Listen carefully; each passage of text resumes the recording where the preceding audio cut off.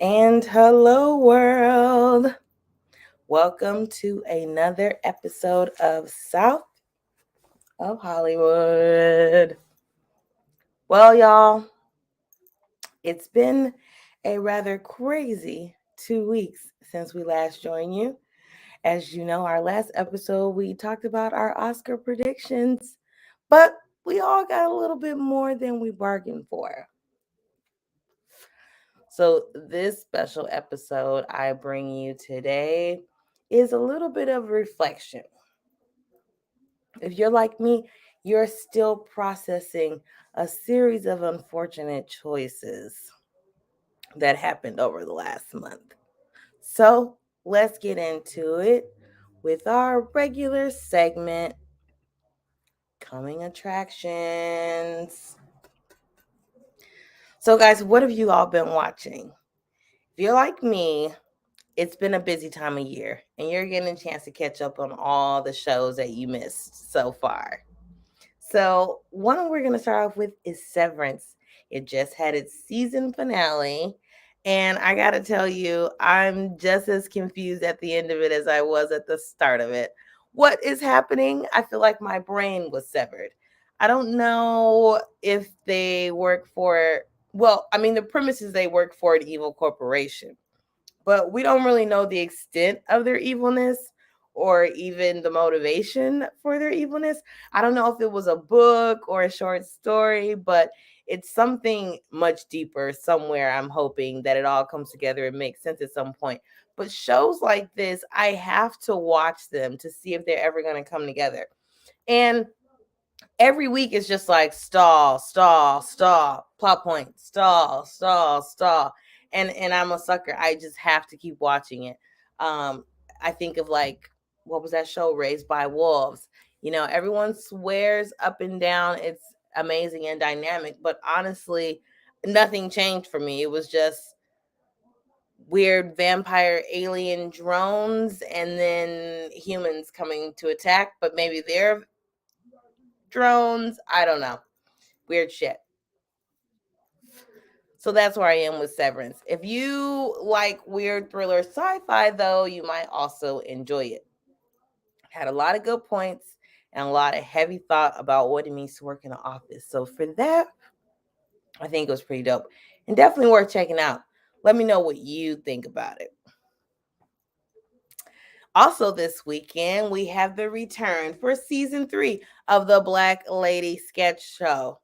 Now, I've made this critique before, and I'll say it one last time. Does Robin Thede actually know how people in the hood sound? Because I get the impression that everything is very over the top. And I think that's fine for a couple of roles here and there. But at the end of the day, the caricature of a black woman is not exactly, it's not doing it for me. But I love the show overall, and I actually really love the premise of it's the end of the world. And since they've had a couple of cast changes, you can see that they keep using this device over and over again, and it actually works. It makes the show actually come together. So it's all about this surreal, freaky space time continuum where black women are magical and things happen magically, and that I love. I also love the professor, Sadakwe, and she is back with a vengeance, and I cannot stop laughing. That is very, very funny. I also love it when they play Melrose. So, take a little bit with a grain of salt. It's not bad. It's just not, it doesn't always do it for me to see black women portrayed, you know, as Shaniquas and Quiniquas all the time, because hey, we're all a little hood, you know what I'm saying? But speaking of shows that have just returned, Atlanta. And I know y'all saw that series premiere. Unbelievable.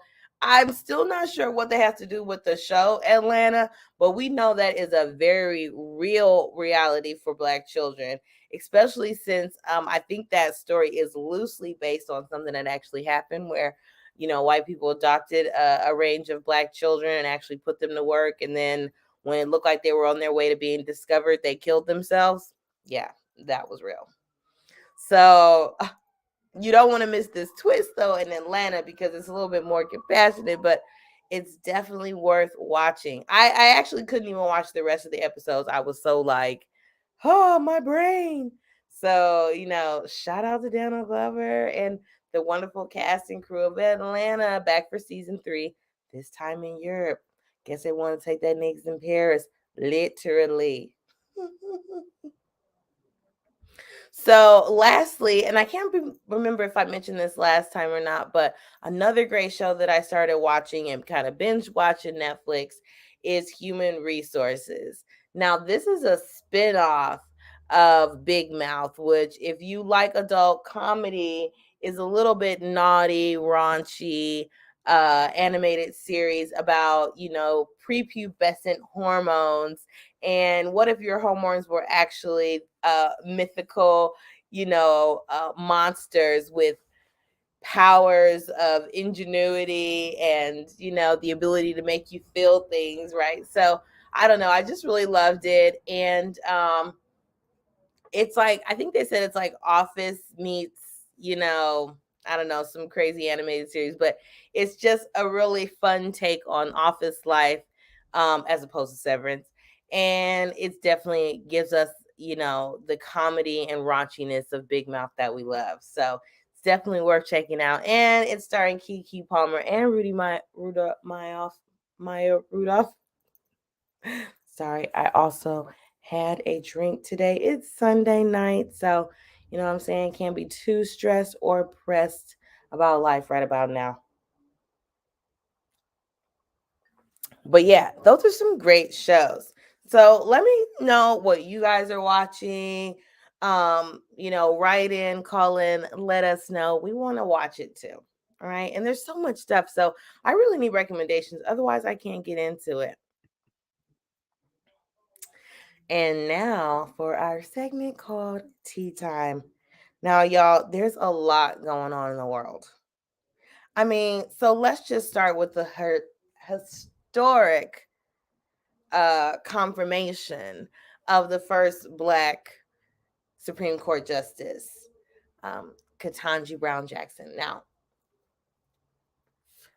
this is truly phenomenal. I mean, this is really amazing. It's 200 plus years that has been all white men and predominantly, a few white women sprinkled in there and two black men, but no black women. So, it was definitely time. Now, I will say that Larry Wilmore brought up a really great point on his podcast that it was still objectifying tokenism because it wasn't necessary for it to be qualified as a black woman appointed to the Supreme Court justice.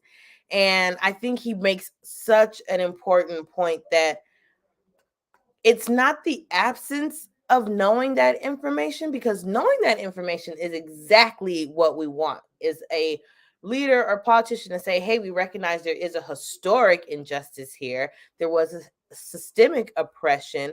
There were barriers literally put in place, and these people weren't even considered or looked at.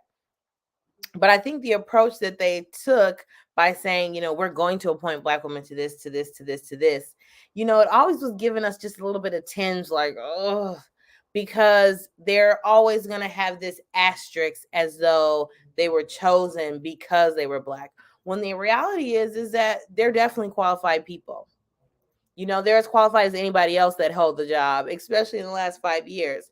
So, I think it goes without saying that Ketanji Brown Jackson is qualified. The reality is that she's overqualified, right? She's actually uh more than enough experience, knowledge, and education, more than even any of the other justices who've been nominated. And so it's really important to recognize that she's just the best person, and that there's no reason the best people can't also be black. And so for anybody listening out there, leaders and people picking people, think to pick black people because you definitely need black people. You definitely want black people on your team, on your staff. We definitely enhance any creative or technical community, but pick them because they're the most qualified person and because you recognize that they haven't had an opportunity to show their talents possibly in the same way as some of your white peers, because that is a reality. But that doesn't mean they're not qualified or capable or can't be held to the same standard as anyone else. So, I am excited about her. I do think we didn't get enough discussion about her actual politics and her, or rather, her judgments, the actual, rulings that she's made. There didn't seem to be a lot of actual investigation into that because, of course, Republicans were too busy trying to cover up their misogyny, racism, and wanted to use, sentencing guidelines as something that, was solely up to her discretion. When in reality, it's a mix of things. But I don't feel like I still know how she's going to rule or what she's going to rule on. And perhaps that's how it's supposed to be. I mean, I didn't know what any of the other people were going to do either. So I don't have an expectation that she's going to be leaning any one way or the other, to be honest. And she seems to be pretty objective, as far as being moderate or being, tempered, having been in the industry, been in the career, the journey, the justice, whatever you want to say. So, she's got the experience to have that ethical and moral guidance that I imagine somebody as a lifetime appointed judge would need. So, wishing her the very best, waiting to see what her rulings will be. All people will be held, to their own behaviors. And can't wait.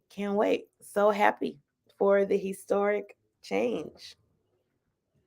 Oh, and also just to point out, Ted Cruz and all of those Republicans the 43 who voted against her or didn't have anything really to contribute, because they were too chicken shit. We see you too. Okay. And that was just the highlight of last week, considering we're on week 5 of war in Ukraine. Second time around. Now, this is by far a proxy war. Okay, I'm not going to get too deep into the weeds because who am I to talk about foreign policy? But I think we're all witnessing, a proxy war in which Russia is devastating Ukraine because it feels as though it is some sort of puppet or arm of America and waiting to, put NATO on the border to attack it. Understandably so. I mean, I guess if I were a murderous dictator, I might also be terrified that my neighboring country with a burgeoning democracy who elected a populist president who is actually doing a good job, not accepting bribes and, not being influenced by the president of the United States who was under the control of the Russian dictator, I too might find him to be a threat. But initially, everyone kept trying to the news kept trying to make it sound like this was something that was just a matter of, they want some resource or they have some goal in Ukraine, because that's how America would act, right? That would be their rationale for invading a country. They have some resource they need. And so they can't rationalize why else he would have done it if he didn't need something or thought he was going to get something out of this or have some sort of leverage out of this. But I don't think so. I think he just wants to be tyrannical and violent and exercise his strength and power under the guise of, potential nuclear war. And that gives a person a lot of leeway. And, as a pacifist, one side of me is absolutely like, oh, no, we really can't go to war. But then in reality, the practical side of me is like, damn, what do you do? Because I would say fuck them up. But then it's just like bombs everywhere, right? And so, like I said, that's when you become clear that Ukraine is really a proxy for America, and he's attempting to goat America by simply destroying Ukraine at any cost or expense, including civilians and, non-military territory. And so what we're witnessing is truly terrorism, like to the truest extent, because there's no rhyme or reason, there's no purpose, there's no end goal, there's no plausible outcome where things work out. The president of Ukraine has already offered to take the idea of being in Ukraine, in the United Nations off of the table because he just wants the violence to stop. And we're not even seeing, a capitulation for that, right? For him to say, okay, fine, you guys aren't going to let you in the United Nations in, fine, I can withdraw. He's not even doing that. So I don't know. I'm praying for those people, and I hope you are too, because it's really devastating. Now, what can America and should America be doing? It should absolutely be taking in these refugees. It absolutely should. It should absolutely be making deals and contributing resources towards the refugees. But instead, it's still focusing on sending weapons and bombs because that is the go-to method of a military industrial complex. And so we're not really going to see anything different out of America's strategy or policies that we have seen, especially in the last 20 years. But I would argue since the last 40 years, since Reagan. Which Reagan's whole thing was, covert operations, but apparently that's not an option in this case either.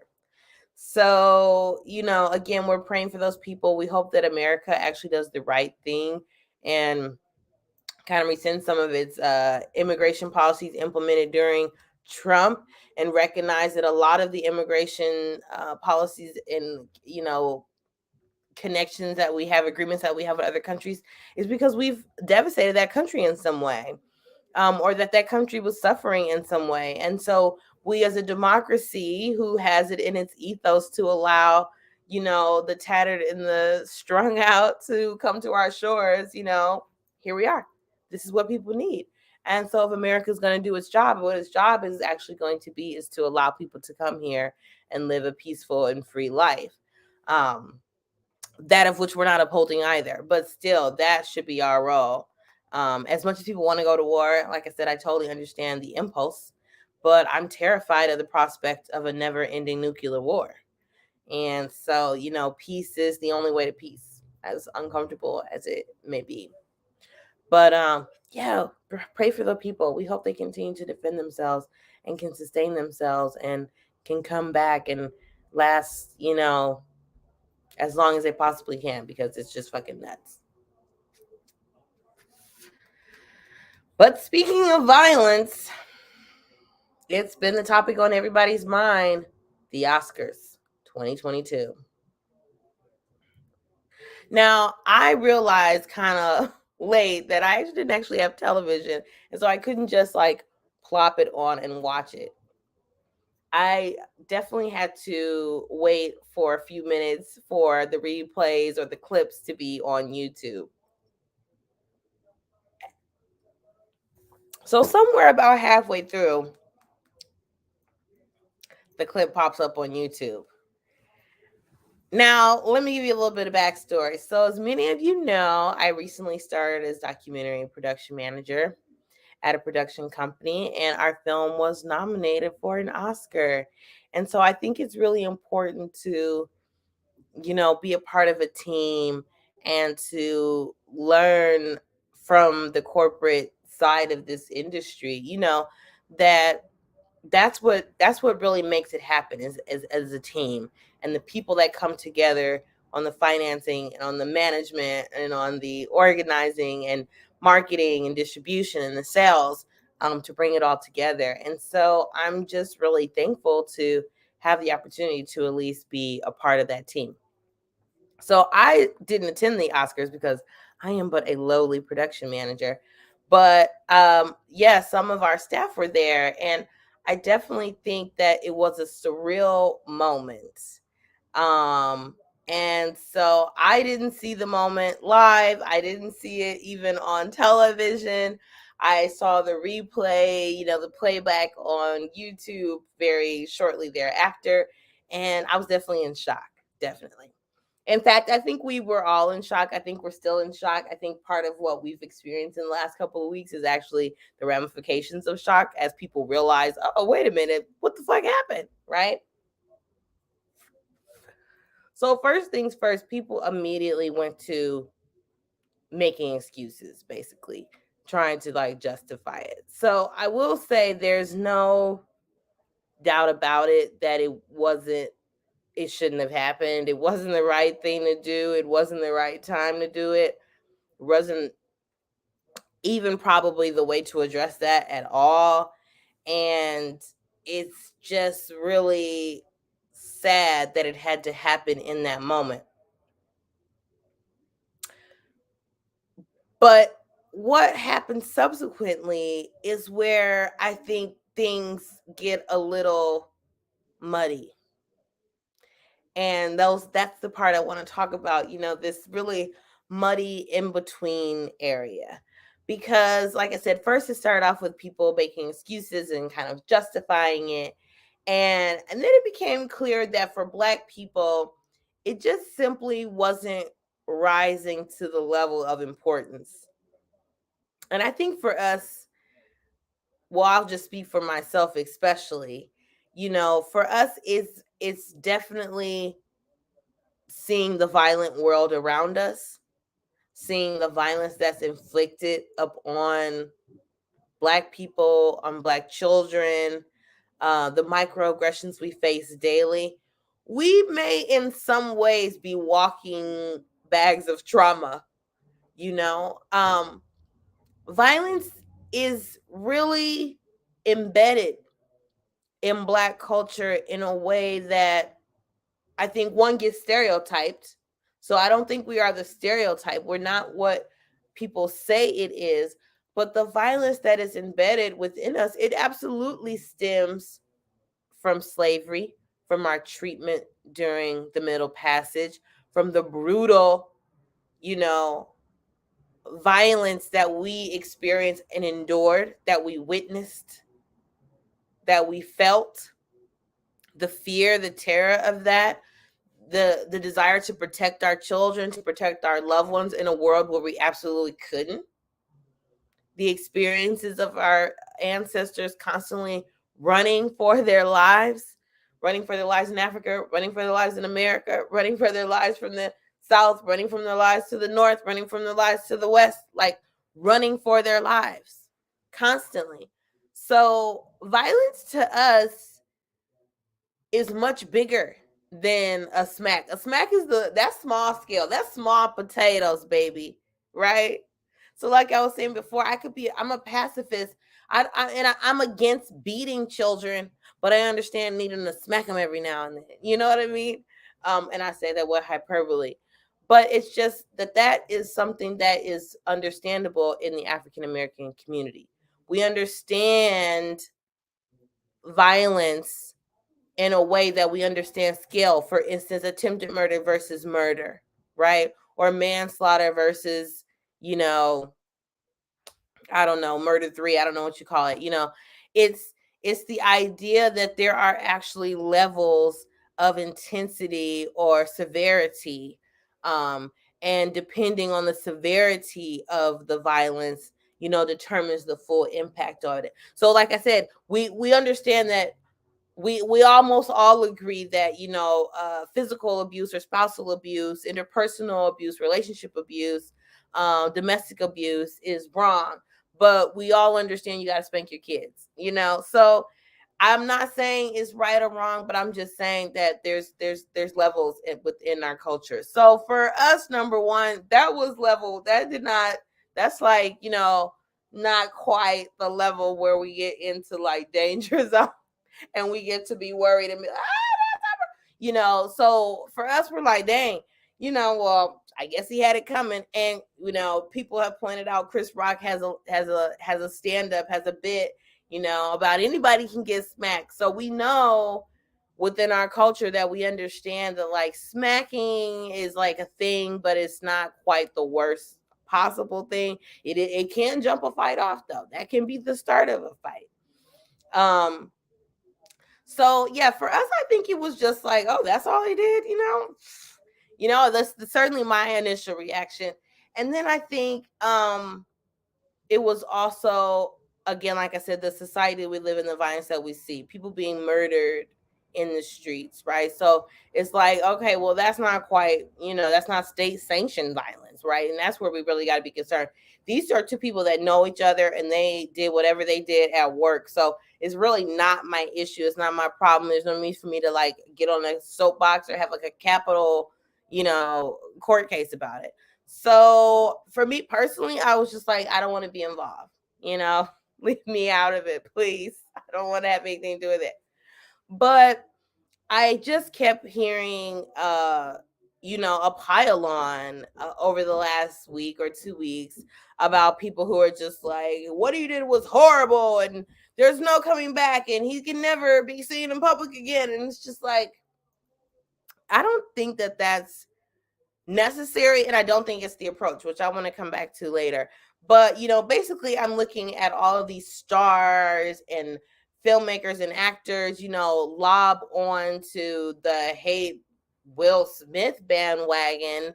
And they've got movies to promote, they've got TV shows to promote, they've got other projects that they're about to work on, they've got something to say. And I just think it was tacky and abhorrent.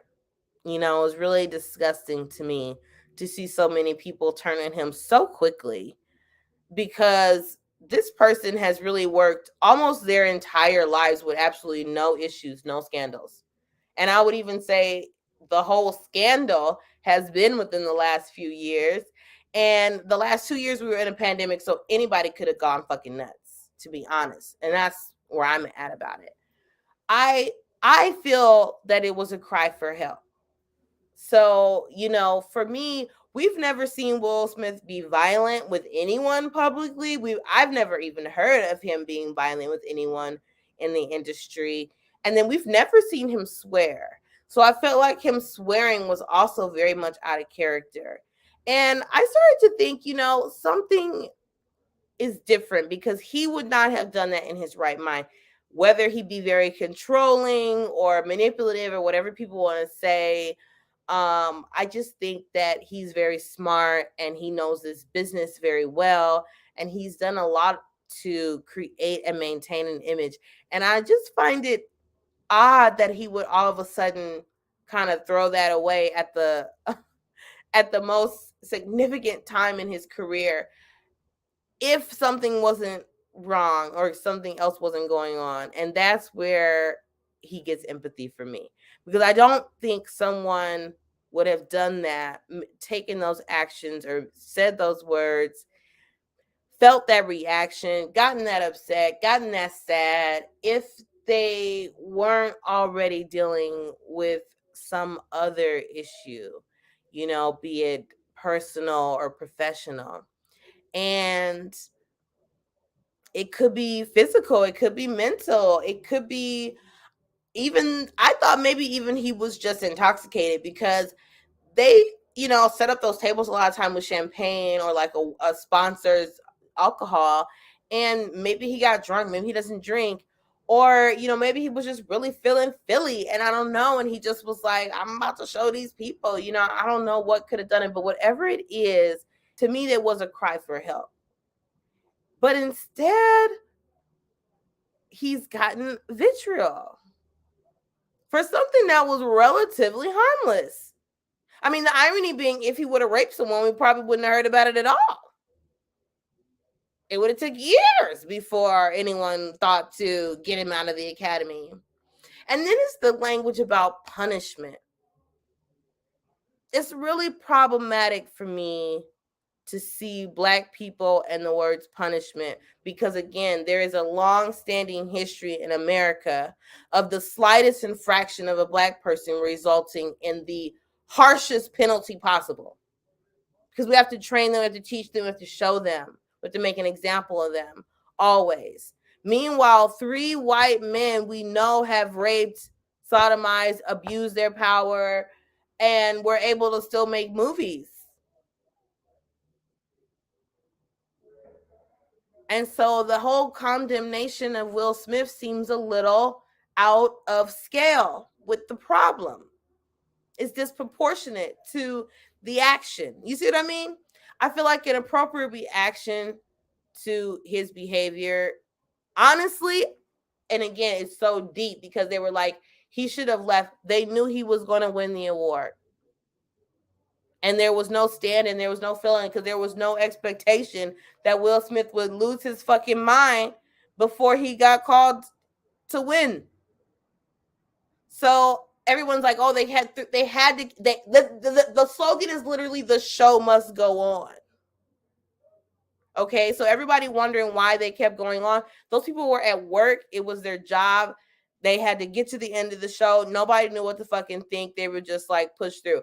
That is in a way a bit of a trauma response, right? Because when you're in a traumatic situation and you have to keep going, you keep going. It's almost like being assaulted.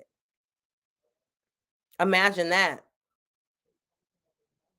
So everyone in there got to experience the shock of assault and recognize that sometimes in those moments there is no fighting back. You just have to like wait until it's over to be sure that the waters have calmed. And so yeah, it probably wasn't a good time to try to kick Will Smith out. Probably wasn't. Now, should they have like taken a commercial break and cut away and maybe not made it fucking national news? Yeah, that would have been nice. It would have been nice to spirit him a little bit of dignity. It would have been nice. It would have been nice. I don't know if Chris Rock would have just, stuck to the script. And this is not to blame Chris Rock either, because in a lot of ways, he's also the victim. So you don't want to blame him because he should be able to make a joke. I mean, I just don't think, again, I don't think it was a good joke. I'm not sure what was funny about the joke. I'm not sure it was necessary. Apparently it wasn't in the script. That's real. But again, he's a comedian. He's an artist. They were at work. It's a professional stand-up. He's not, like harming anyone. So that reaction is absolutely not proportional to even the bad joke, right? Which again is what I was getting at, tells me that there's actually something else going on. And more than something going on, he wants us to know that there's something going on.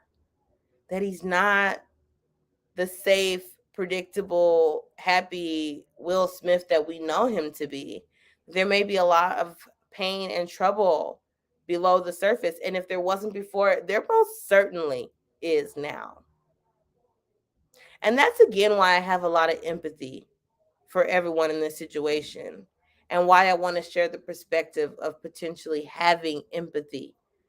Instead of the responding with punishment, which is something that our society, as a post-colonial prison industrial society, is very much built on. It is a society built on punishment. And if we are talking about prohibition,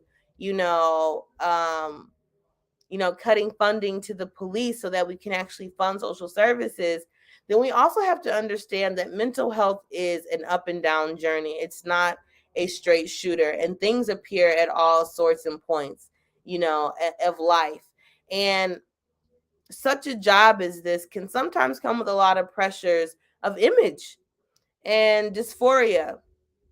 So again, they're saying, there's trouble at home, possibly. Sometimes they get along, sometimes they don't.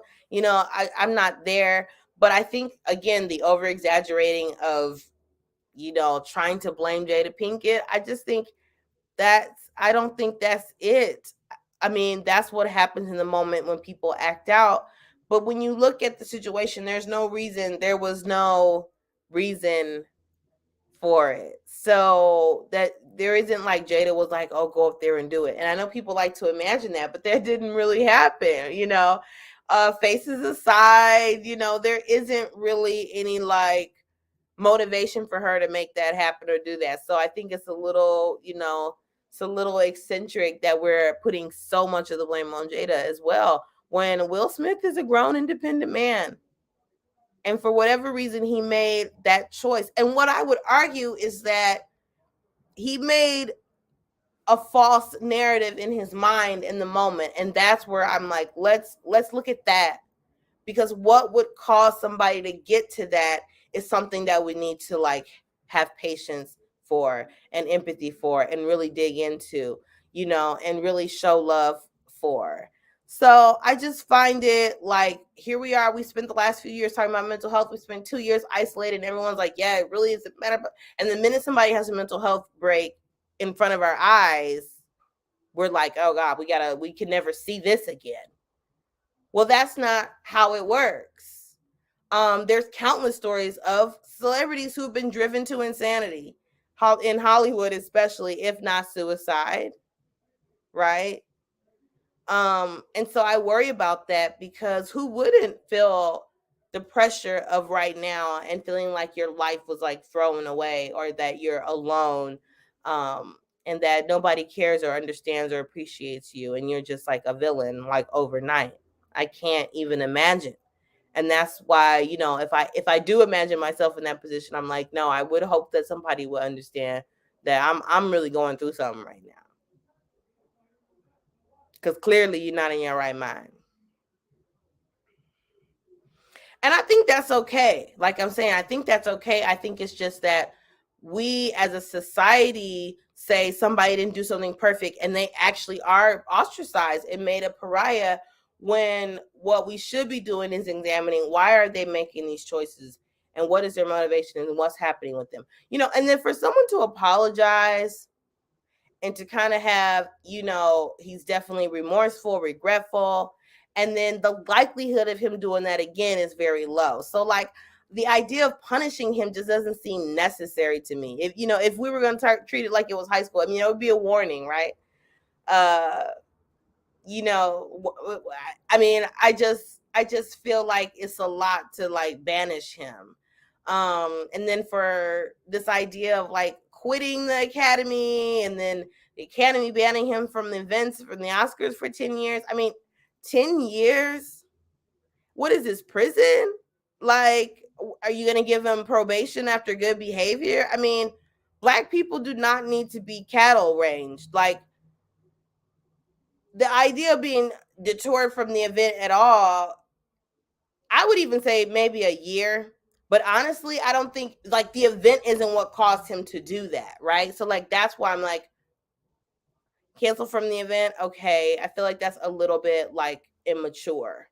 That's like, oh, you're gonna get detention. It's just like, well, does that really solve the problem? We know detention doesn't solve the problem, right? I think the better approach would be the Academy to say, we recognize that there may be some deeper issues, and that we are going to support Will Smith as he gets help and treatment. And when he's ready to return to the Academy, we will work with him to make sure that he can return safely. That's what the conversation should be.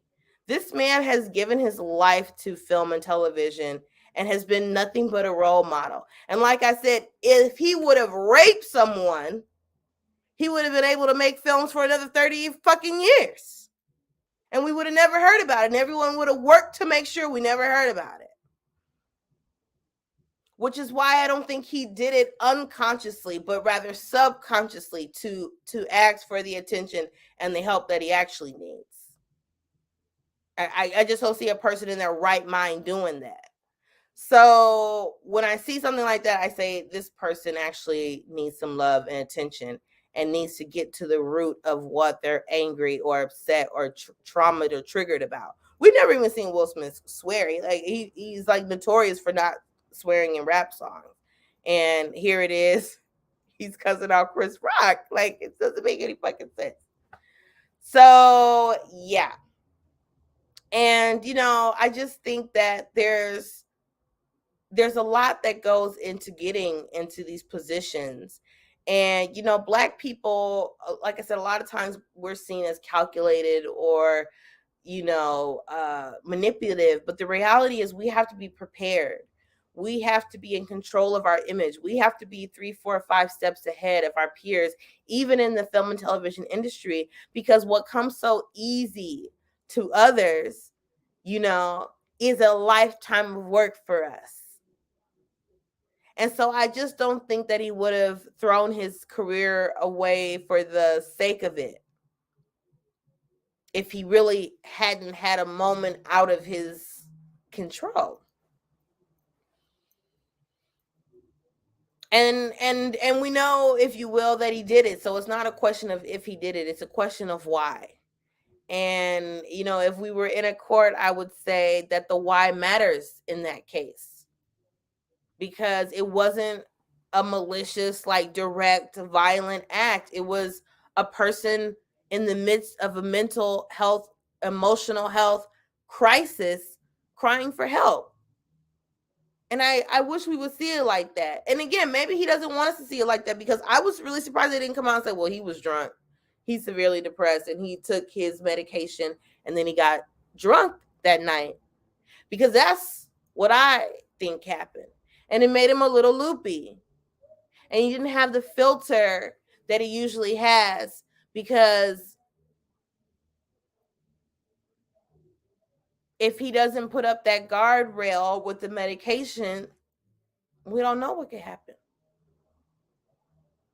So as someone who's lost friends, I definitely want to have love and empathy. And so if anybody knows it, make sure he gets this and see this, so he knows that he's not canceled to us. There's no cancel situation.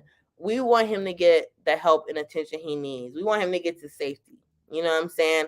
And be that role model and be able to come back, whenever the time is right, and share that story and tell that story and be triumphant and be victorious and be the winner that he is. Be the person that he is in his heart and soul, that can overcome anything, including family trouble. So, my heart goes out to him. That being said, it's a real journey to get there. And the fact that he won an Oscar is astounding, for King Richard, and to me, that was a hard choice against him and Denzel. So, he definitely earned it. He deserves it. It's a lifetime of appreciation, if for nothing else. There's no giving the award back. So everybody who's hopped up on giving back the awards, again, is not recognizing the spirit of, the intention. He was already on his path. And like I said, I would argue that he was on medication and he took alcohol. That's what I would argue. But I'm not his doctor. I'm not his friend. I'm not his family. I'm just somebody who has seen substance abuse for a long time. Okay. But I definitely think that and it might have been accidental. I'm not saying he abused it. I'm just saying, it's easy to do. And we know about Prince, we know about Michael Jackson, we know that artists struggle with, with imposter syndrome, so for him to be recognized finally, and literally he was nominated, I think, his first movie, so it's deep for him to, like, quote unquote, be his last movie with the Academy, like, to win this Oscar. It's very deep. Now, as an independent artist, I don't know what else that gets you. I don't know if it kicks you out of the union. And I think all of this is very vague, which is why, again, I don't like it, because it's like they're making this up for Will Smith, and it's just not fucking necessary. It's not like he's going around smacking everybody. It's not like he broke down over berries and jumped in, got in the fence, wasn't invited to the party, and just went to smacking. Okay? He was invited there. He had a moment. I just feel like they should be able to recognize that, okay, maybe next year he doesn't need to come. But he's fine. I mean, he can be fine, but what he's going through is something else. It's not the Oscars, right? It's like something else in his life. So, yes, like I said, it's a journey. Filmmaking requires so much sacrifice. You have to be on your P's and Q's. I'm also very paranoid about it, but at the same time, I'm like, well, if I'm just true to myself, whatever happens is going to be what's meant to happen. And so, I stick to that. I stick to understanding that, I don't always know exactly what the future holds, but, I have a lot of faith that things can change, that things can be better, that there can be more opportunities, that I can get to the next level, that I can still do and accomplish goals that I've set for myself. And, like I said before, Black people have to really think about how they get to different positions in their life, how they position themselves to do the things they want to do, how they communicate and work. I mean, Will Smith is one person that, like, he been working and you ain't even know he's working until he pop up with a movie. You're like, where Will Smith? So I hope that he understands he can still do that as an independent artist, and that he can still work with people, and there are still people that want to work with him. He can just sit down and chill though too. He can just take a break. He can just relax. He can just go to a beach and like say fuck it, turn the phone off. You know what I mean? Like, he doesn't even have to work. He doesn't even have to worry. He doesn't even have to be with Jada. He can fucking bounce, right? So I hope that he understands that he just has to do what is best for him to keep living. And if we don't hear from him for a year, a couple years, shit, if we don't even hear from him for a couple weeks, that's fine with me, because guess what? Trump is still out here talking about he fucking won the 2020 election, and it is 2022.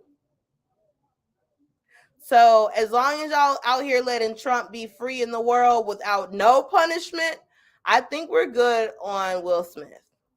Yeah, I think we can handle giving Will Smith a grace pass. You know, now if he comes up next week and he done smack 6, 7, 5 people, okay, we might have to reconsider. Say, now, Will, you got a real problem now. You running around here smacking everybody now. Hold on. But at the end of the day, I think what we witnessed was someone that needs an intense therapy session, a break, a detox, a spiritual cleanse, a mental break, a holiday, whatever you want to call it. Will needs it. I hope he gets it. I know I'm going to take mine in a couple weeks too.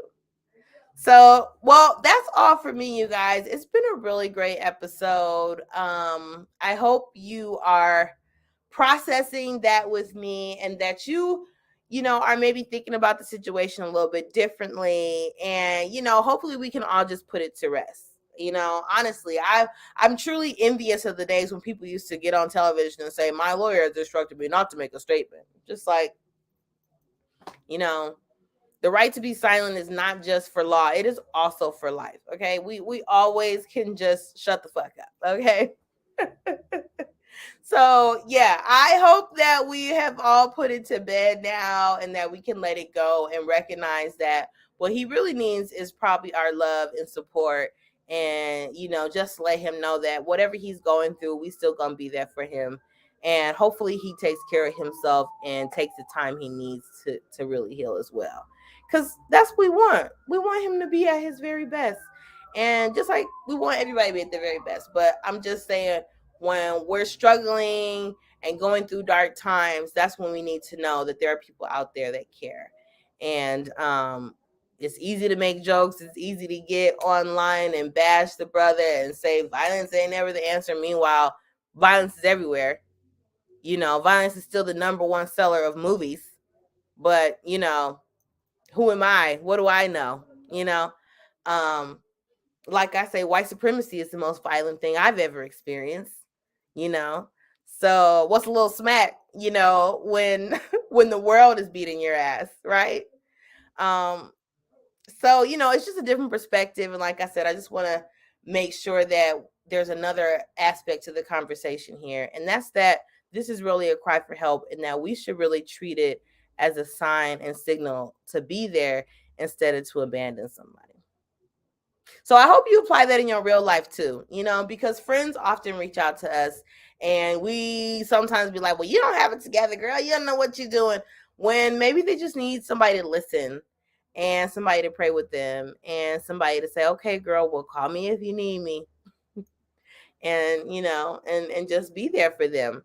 So, it's important to practice what we preach. And while everybody's talking about not being violent, I hope we learn how to reach out to people when we see the signs of trauma and pain and sadness and depression and anxiety, and recognize it for what it is, instead of saying, oh, they're just a bad student, they're just bad, they're just being bad in school, because that's what a lot of Black boys experience, being told that they're bad, and that they're not understanding, and they're bad, and meanwhile, they're hearing impaired, or they can't see that far, or they speak a different language, and they're just not being addressed for their real problem, and instead they're being punished for what they're seeing as inadequate or doing wrong. So you know what I mean? I don't know, y'all. Y'all let me know. Y'all write in. Tell me what you think. Don't forget to follow us on South of Hollywood Podcast.com. We're on iTunes, YouTube, Facebook, and IG. Bye, y'all.